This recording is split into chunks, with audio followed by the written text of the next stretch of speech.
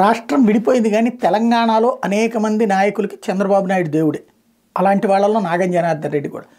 నాగం జనార్దన్ రెడ్డి, తుమ్మల నాగేశ్వరరావు ఇట్లాంటి వాళ్ళందరూ, లేకపోతే కనుక సికింద్రాబాద్కి సంబంధించినటువంటి ప్రస్తుతం బీఆర్ఎస్లో ఉన్నటువంటి నాయకుల దగ్గర నుంచి అందరూ కూడా, తలసాని శ్రీనివాస్ యాదవ్ దగ్గర నుంచి వీళ్ళందరికీ కూడా దేవుడే. ఎందుకంటే వాళ్ళకి రాజకీయ జీవితాన్ని ప్రసాదించినటువంటి పరిస్థితి. ఇవాళ నాగం జనార్దన్ రెడ్డి నిన్న ఏదైతే అప్పట్లో మన ఈయన గాలి జనార్దన్ రెడ్డి కేసుకు సంబంధించినటువంటి వ్యవహారంలో ప్రజాప్రతినిధులు కోర్టులో కేసు నడుస్తుంటే బెజవాడలో రావడం, ఆ కేసు కొట్టేశారు. ఆ తర్వాత మిగతా నాయకులందరూ కలిసి ఆయన్ని చంద్రబాబు గారి దగ్గరికి తీసుకొస్తే బాబు గారు చాలా ఆప్యాయంగా రిసీవ్ చేసుకున్నారు.